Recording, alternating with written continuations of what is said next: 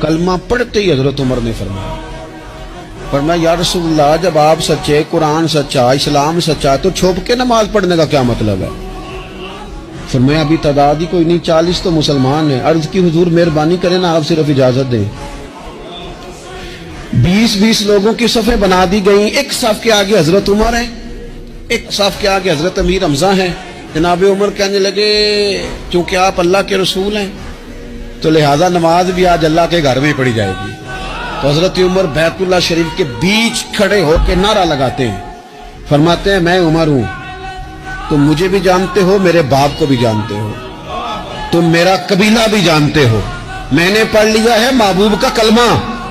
اب جس نے بچے یتیم کرانے ہو اور اپنی بیوی بیوہ کرانی ہو وہ آئے اور مجھے روکے۔ یہ محبوب اللہ کے ہیں اور گھر بھی اللہ کا ہے، تو نماز بھی آج اللہ کے گھر میں پڑھی جائے گی۔